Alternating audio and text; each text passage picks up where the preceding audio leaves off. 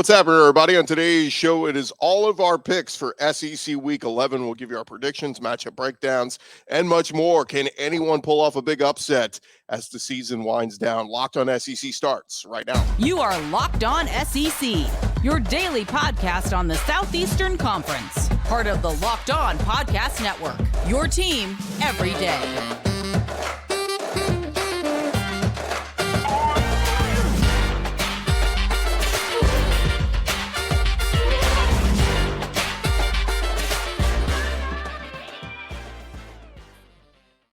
And what's happening, everybody? Welcome into Locked On SEC. It's great to have you guys along. Today's episode is brought to you by Jace Medical. Empower yourself when you purchase a Jace case, providing you with a personal supply of 5 antibiotics that treat over 50 infections. Get yours today at Jace Medical. That's Jase medical.com. I'm Chris Gordy. Thanks for making Locked On SEC your first listen every day. We're free and available wherever you get your podcasts and on YouTube, part of the Locked On Podcast Network, covering your team every day. All right, we've got plenty of action this week. 7 SEC games, all in conference, so we're not going to waste any time. We're going to dive right into it with some matchup breakdowns and predictions. Let's do it. Matchup breakdowns. And we start at 12 Eastern on ESPN Saturday morning. It is going to be number 8 Alabama at 6-3 Kentucky in Lexington, Bama, an 11-point road favorite. With a victory this week, Alabama can clinch a berth in the SEC championship, already holding the head-to-head over Ole Miss. And the Tide, they've been on a roll since that Week 2 loss to Texas, having won 7 games in a row.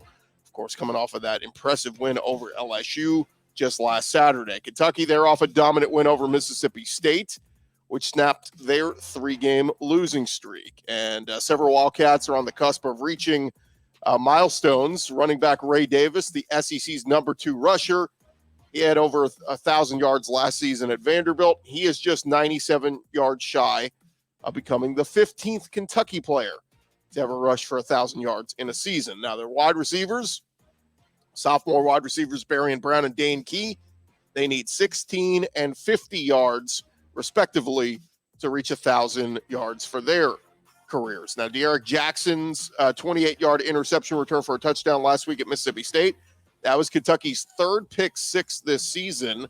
That ties Tennessee and Arkansas for the most in the conference. Maxwell Hairston, he had the other 2.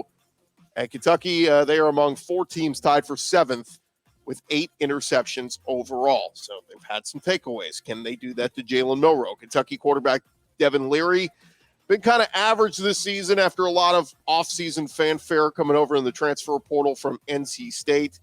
He is 8th in the SEC in passing yards with 18 touchdowns and 7 INTs. Meanwhile, over at Alabama, quarterback Jalen Milroe, he set a school record for rushing touchdowns in a game by a quarterback last week in the win over LSU. And defensively, Bama is led by Dallas Turner and Chris Braswell, who are both 2nd in the SEC in sacks. Each of them have 7.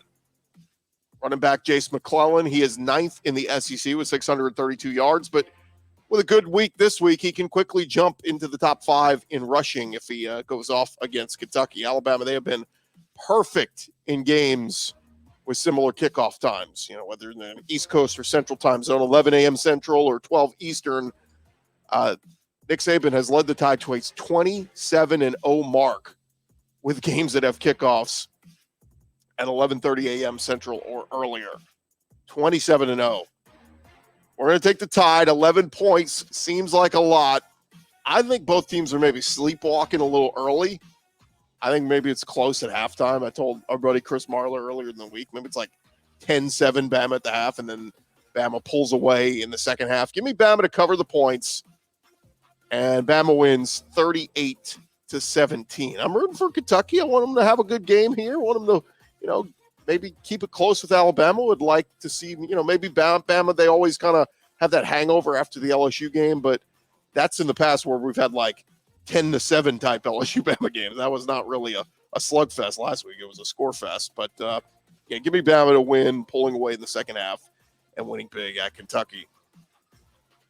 In the afternoon at 3 p.m. Central on the SEC Network, it is 5-4 Auburn at 3-6 Arkansas, and the Hogs are 2-point home favorites, despite their 3-6 record. Auburn leads the all-time series 19-12-1. And these are two teams fighting to stay out of the cellar of the SEC West. Auburn, they have beaten the teams they were expected to beat this season, but they've lost to the ones where they've been underdogs. Auburn is an underdog this week. Arkansas, they have lost to just about everybody, but a little resurgence a week ago, beating Florida in a big one over there in Gainesville. That was a nice win for Arkansas with having a new OC, Kenny Guyton, taking over for Dan Enos, who was fired. And how about this? While Jayden Daniels and Logan Diggs, they rank as the best quarterback, running back, rushing duo in the SEC when you put Jayden and Logan Diggs together. But it's Auburn who ranks second in that category, combined with Peyton Thorne and Jarquez Hunter as rushers. Jarquez Hunter is the SEC's sixth leading rusher. He has put together back-to-back 100-yard rushing games. I think he'll have 100 yards rushing against Arkansas this week. Now, the Razorbacks, they have lost 4 of 5 games since that LSU game, and all 4 losses came by 1 possession. So, look, despite all their troubles, Arkansas has put up fights. For the Hogs, they have got Rocket Sanders back. He was great in the win over Florida last week, rushing for 103 yards, almost a 6-yard average per carry. He looked more like that guy who rushed for 1,300 yards a year ago. How about this for another fun stat? When Peyton Thorne has thrown for 105 yards or more, Auburn hasn't lost. He's failed to hit that mark 5 times this season. Auburn had won 6 straight games in this series before Arkansas had a 14-point victory last year, and that got the Hogs a bowl appearance. The last time Arkansas beat Auburn in Fayetteville was in 2015. Arkansas's kicker, Cam Little, he was named a Grozo Award semifinalist this week. He's 16 of 18 on field goal attempts. He has made 2 longer than 50 yards. And how about some notes on KJ Jefferson coming into this week? Some history can be made. Against A&M back in week 5, KJ passed Matt Jones to become the school's career record holder for combined touchdowns. Last week against Florida, he surpassed Tyler Wilson's school record for completions, and he tied Brandon Allen for first on the Razorbacks' all-time passing touchdown list at 64. So this weekend against Auburn, KJ enters the game within striking distance, 159 yards away of Wilson's career passing yard record of 77.65, and he already holds the school record for total career yards at 93.27. Few connections here. Arkansas's defensive coordinator Travis Williams, he's in his first season with the Hogs. He played linebacker at Auburn from 2001 to 2005 and was an assistant with Auburn from 2009 to 2011 and then 2014 through 2020. Arkansas played against Auburn coach Hugh Freeze last year when he coached Liberty, and the Flames won that one 21-19. I keep going back and forth on this one. I think it is a 50-50 game right now, but I think we're going to default. We're going to go with the home team. Give me Arkansas minus the 2, and we'll take the Hogs at home. But look, this could be a big one for Auburn. I mean, they could, if they win this one and the offense is clicking, maybe they start building a little momentum and some confidence before they get to the Iron Bowl in a couple weeks. And as we know, sometimes you have to throw the records out in the Iron Bowl. Sometimes it's just hatred versus hatred, and that makes it a close game. All right, thank you guys for making Locked On SEC your first listen every day. Coming up next, we'll continue to preview SEC Week 11 here in just a sec. This episode of Locked On SEC brought to you by our friends at eBay Motors. Passion, drive, and patience. That's what brings home the winning trophy. And it's also what keeps your ride or die alive. eBay Motors. They got everything you need to maintain your vehicle and level it up to peak performance. From superchargers, roof racks, exhaust kits, LED headlights, all of that is there for you, whether you're into speed, power, or style. eBay Motors, they got you covered. With over 122 million parts for your ride or die, you will always find exactly what you're looking for. And they got that eBay guaranteed fit. Your part is guaranteed to fit your ride every time or your money back. And with eBay Motors, you're burning rubber, not cash. With all the parts you need at the prices you want, it's easy to turn your car into the MVP and bring home that win. Keep your ride or die alive. Check them out, ebaymotors.com. Eligible items only. Exclusions apply. eBay Guaranteed Fit, only available to U.S. customers. It's ebaymotors.com.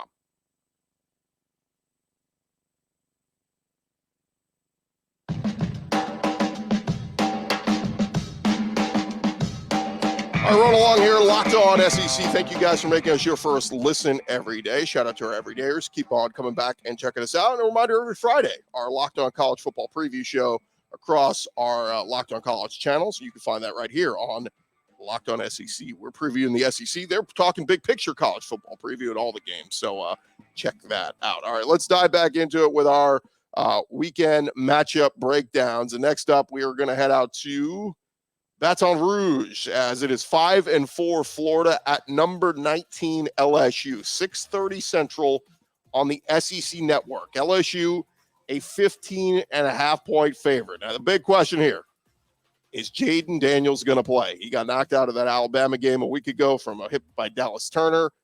Brian Kelly saying last night, Jayden Daniels practiced on Thursday. Quote, he's passed the protocol, and I'd say he's probable for Saturday. So, look, if Jayden was practicing Thursday, he's going to play. Garrett Nussmeier, the backup, he's serviceable. He could probably do the job if they needed to. But if they're saying Jayden Daniels is probable, Jayden Daniels is going to play in this one. Jayden Daniels trying to have a great season. Brian Kelly, a second season not as successful as his first one so far. The offense has been fantastic, one of the best in the nation, but losing to Bama last week knocked LSU out of the SEC West race after they won it last year, beating Alabama. Brian Kelly has said their goal now is to win their final 3 regular season games, get a bowl win, and that would give LSU 10 wins for a second straight year. That would certainly be a feather in Kelly's cap. But it's kind of interesting. These two coaches were hired at the same time, and yet it seems like Billy Napier is the one whose seat continues to get warmer, while Brian Kelly appears to be safe. We'll see what he does with defense coordinator Matt House. If he brings him back next year, maybe he's not so safe. But Florida, they still need one more victory to become eligible for a bowl game, but it's going to be tough. Their final 3 games are here against a top 20 ranked LSU team, number 16 Missouri next week, and number 4 Florida State to finish off the season. You got to win one of those to go bowling, Billy. Now for LSU, Jayden Daniels, he leads the nation with almost 3,500 total yards. He has been pretty ridiculous out there. He has the second most rushing yards by a quarterback with 684. He ranks 5th nationally with almost 2,800 passing yards, and he was second in touchdowns passes with 27. He's still kind of in the Heisman discussion. I don't think he'll win it, but certainly if LSU wins out, I think he deserves at least an invite to New York. Look, it's not all about wins, right? I mean, J.J. McCarthy's playing very well at Michigan, but compare his stats to Jayden Daniels. Not even close. It's not really Jayden Daniels' fault. He has a terrible defense. Now for Florida, wide receiver Ricky Parasol, he knows Jayden Daniels very well. They were teammates together at Arizona State back in 2019. Parasol is 4th in the SEC in receiving yards at 773. And the good news for Ricky, LSU's defense stinks. Now the Gators, they're trying to avoid history. They have allowed 39 or more points in 3 consecutive games. The first time that has happened since 1917. The program has never done it in 4 straight games. LSU is scoring an average of 45 points a game. So can Florida keep LSU under 39? That is going to be the big question. The series between the two teams, it was tied at 33, 33, and 3. But 3 of LSU's wins were vacated this past summer. The 2013 to 2015 wins under Les Miles. So LSU, their longest winning streak in this series is 4. That was from 1977 to 1980. And then from 2019 to current. So LSU has never won 5 in a row against Florida in this rivalry. That dates back to the 1930s and 40s. They can do it for the first time with a win in this one. Now we get to our pick. Look, it sounds like Jayden Daniels is healthy.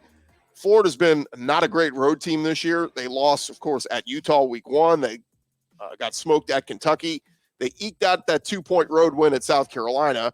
They still have to go to Mizzou next week. I'm taking LSU. Give me the Tigers to cover the 14 late.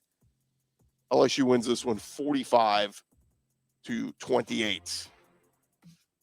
Next up in the evening, it is going to be 4-5 Mississippi State at 5-4 Texas A&M. This will be 6:30 Central on ESPN2. The Aggies, a massive 17-point home favorite. This one was 19.5 a couple days ago, so maybe some money coming in on Mississippi State.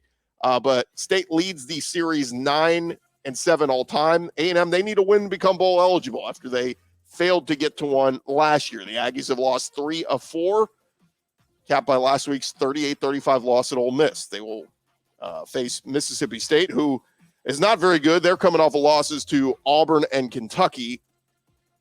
A&M quarterback Max Johnson is expected to start Saturday. He has been banged up. There was some talk of, maybe could jeopardize his playing this week. He will face a defense that is 66th in the country, averaging 229 yards a game given up. Max just threw for a season-high 305. With a touchdown, a pick in the loss to Ole Miss. For Mississippi State, their wide receiver and kind of do-it-all return man, Laditra Griffin, they call him Tulu Griffin. He leads the Bulldogs with 554 yards receiving, set that school record with 256 yards receiving in the loss to South Carolina in September. A&M has been susceptible at times, giving up pass plays. But for the Aggies defensively up front, that's where they're so good. Edgerrin Cooper leads the SEC and is tied for 5th in the SEC with 16 tackles for a loss this year. His 7 sacks rank 2nd in the conference, and he's 9th in the SEC with 59 tackles. Mississippi State, they have won the last 2 games in this series. State, they've forced at least 1 turnover in 10 of their last 14 games. Woody Marks, their running back, holds the school record for catches with 206 in his career. He has at least 1 catch in each of his 43 games played. Defensively for the Bulldogs, Nathan Pickering, he has a career-high 35 tackles with 2 sacks this year.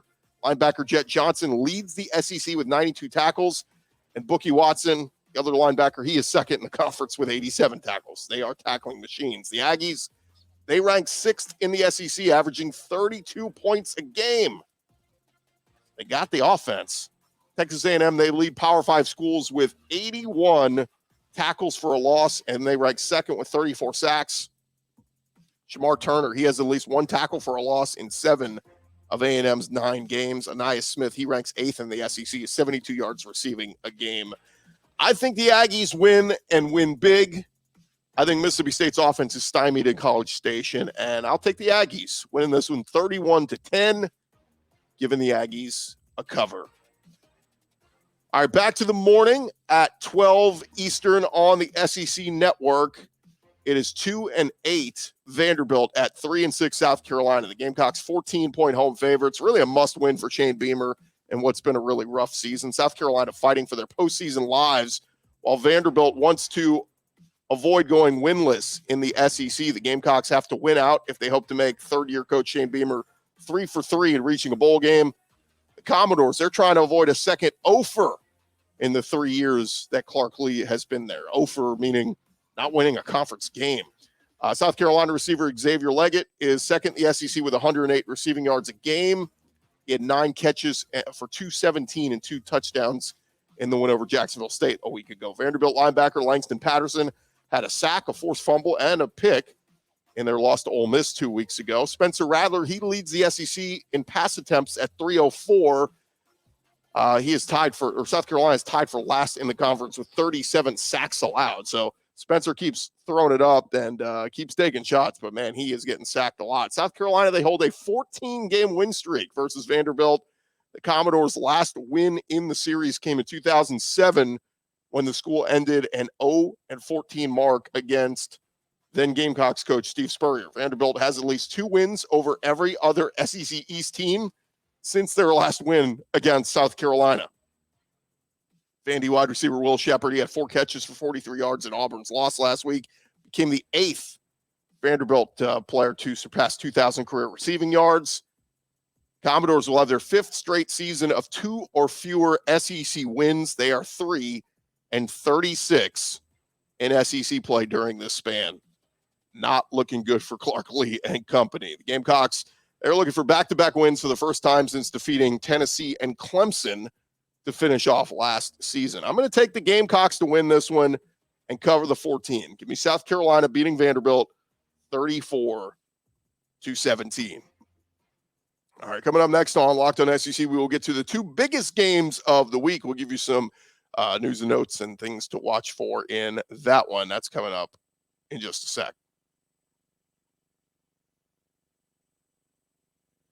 And I want to remind you about our friends over at Jase Medical. It's Jase Medical. We spend a lot of time talking here on this podcast. We get fired up on wins and losses, who starts and sits. And today, a little bit more of a personal conversation, whether you're on extended travel, bracing for a major weather event, or limited by yet another supply shortage, you are covered thanks to our partners at Jase Medical. Life-saving antibiotics and a long list of daily medications can be ordered in a 1-year supply. Even ED generics are there for you. Go online right now to jasemedical.com. You will receive your 12-month supply of your daily medication. And remember to use our promo code LOCKEDON at checkout for a discount as well. A verified customer had this to say about Jase. They said, "I'm thankful for this service. Supply chain issues caused me to cut pills and have to have it. I ordered most of my daily meds with a year supply. I also ordered antibiotic kits. I feel secure now. Prices are lower than local pharmacies. I highly recommend this for everyone. If you or someone you love would get some peace of mind by having a year supply of any daily medicine, go to jasemedical.com to see if it's offered to you. Remember to use our promo code LOCKEDON for $20 off your purchase. That's Jase Medical, Jase medical.com.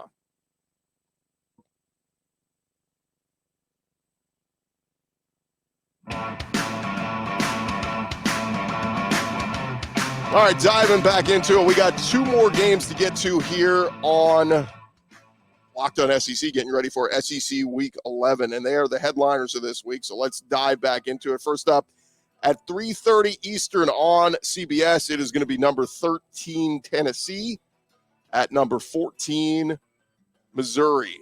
And the Tennessee Vols, they are 2-point road favorites. The first meeting between these two teams when ranked. Since Eli Drinkwitz has taken over at Mizzou, he has seen some offensive explosions from the Vols. In 2020, Tennessee put up over 400 yards and 4 touchdowns on Mizzou. In 2021, the Vols ran for 450 and 5 touchdowns, scoring 62. And then last year with Hendon Hooker and company, Josh Heupel put up 460 yards and 66 points. Now, this year may be different. Missouri may have their best defense in years heading into this game against the Vols. The Tigers are 5th in the SEC and among the top 25 nationally in defending the run. And it's Rakestraw and Chris Abrams drain. They give Mizzou 2 of the league's best corners. But for the Vols, their running back room is led by that 3-headed monster in the backfield. Jalen Wright is second in the FBS with 7.5 yards per carry, leads the SEC with 6 100-yard games. That's the most by a Tennessee running back in a season since Jalen Hurd did it in 2015. And that 5.7 yards per carry from the Tennessee backfield, that is the 5th best in the country. Now, remember, Alabama held the Vols in check to just 133 yards on the ground in that 34-20 win earlier this season. And even though the Vols have beaten Mizzou by a combined 128-48 over these last couple of years, the series has been close, with Tennessee holding a 6-5 advantage. This will be the first time they meet when they are both ranked. If there was a positive for Missouri, it's their quarterback, Brady Cook. They're for 321 yards and 3 touchdowns while running for 106 in last year's game. He was already thrown for 2,400 yards with 16 touchdowns this year with 5 picks. Tennessee, they are still trying to figure out how to replace Kamal Hadden, who had that season-ending injury. So the secondary hasn't been great. They've been vulnerable to the pass. And Brady Cook and the Tigers averaging 684 a game through the air. That's 5th in the SEC, number 23 in the country. Now for Tennessee, Joe Milton, he was 3 for 3 for 105 yards and a touchdown in mop-up duty against Mizzou last year, but he's coming off a near-perfect game in the beatdown of UConn for the Vols. He only threw 14 times, but still had 254 yards and 2 touchdowns. He has thrown a touchdown pass in 13 consecutive games. It's tied with Tony Robinson for the 3rd longest streak in school history. Tennessee is outscoring opponents 89-29 in the first quarter this year. So will we see, an early strike from Tennessee? Vols, they have scored at least 1 touchdown in the first 15 minutes under Josh Heupel in 31 of their 35 games. In fact, they have been shut out in the first quarter only once this season. That was against Austin Peay, ironically. I think we get a lot of points scored in this one, but I think I'm going to side with the Vols. I think their ground game gets it going, and I think Mizzou, maybe a little bit banged up physically and emotionally after that game against Georgia last week in Athens that they lost late. We're going to go Tennessee in a win here, 38-31. Tennessee over Mizzou, covering the 2 points. And now that brings us to our night game. On ESPN, 7 p.m. Eastern, it is number 9 Ole Miss at number 2 Georgia. For the second week in a row, the Bulldogs will find a ranked team in Athens. Number 10 Ole Miss, they visit Sanford Stadium on Saturday. Ole Miss, Georgia, they are looking for their third straight national championship. To do that, they got to keep winning. No team has won 3 straight national championships in the poll era, but they have been fantastic. Kirby Smart saying this week, we've got a hell of a challenge against top 10 ranked team in Ole Miss. They just beat number 16 Mizzou a week ago, and they face an upcoming road trip to Rocky Top next week to face number 14 Tennessee. Georgia can clinch a spot in the SEC title game with a victory this week, though that could be checked off before they even take the field. Of course, if earlier in the day some other things happen, Missouri knocks off Tennessee, then Georgia's got it no matter what. Now, as for Ole Miss, Lane Kiffin, his high-scoring team, led by Jackson Dart and Quinshon Judkins in the backfield, they haven't given up a win in the SEC West. They would need some help. They would need Georgia or Kentucky to beat Alabama earlier in the day. Not sure if that will happen, but tight end Caden Priestcorn saying, look, I think people are really, really starting to believe we have a shot to go to the college football playoff. So we will see.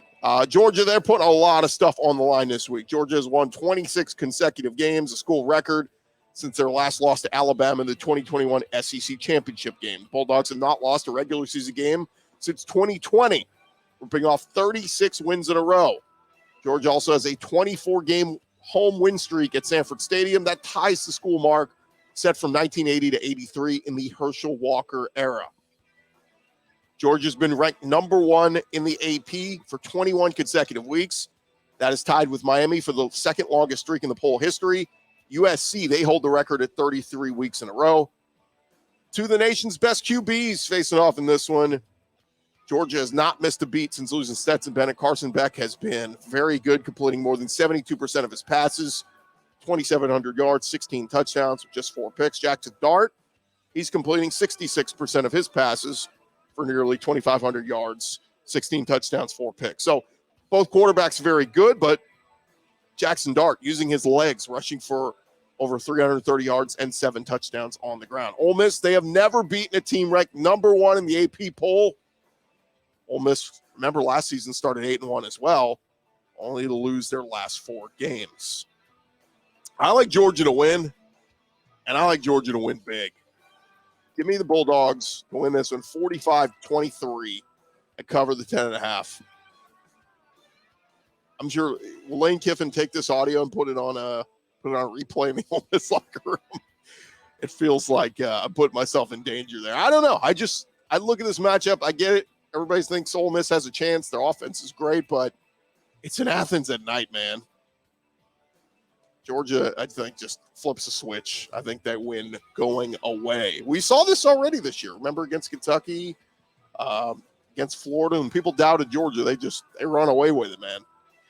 One last tidbit here. Some audio leaked out this week from Lane Kiffin, his heated exchange with DeSanto Rollins, player that was kicked off the team by Lane Kiffin following a, quote, mental health break.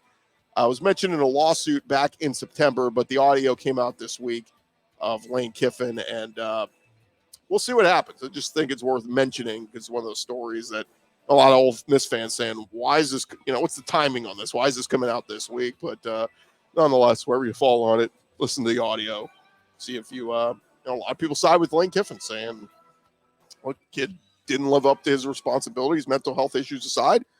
Got to communicate to your coach what's going on. If you're no show and that sort of thing. Other people saying Lane Kiffin should have been more sensitive, should have listened to the kid's needs and, curses him out in the audio. So whatever, wherever you fall on it, take a listen to it and see what you think. That is going to do it for this edition of Locked On SEC. Thank you guys for making us your first listen every day. And shout out to everydayers. Come on back on Monday. We'll have our winners and losers of the weekend right here on Locked On SEC. I'm Chris Gordy. We'll talk to you guys then.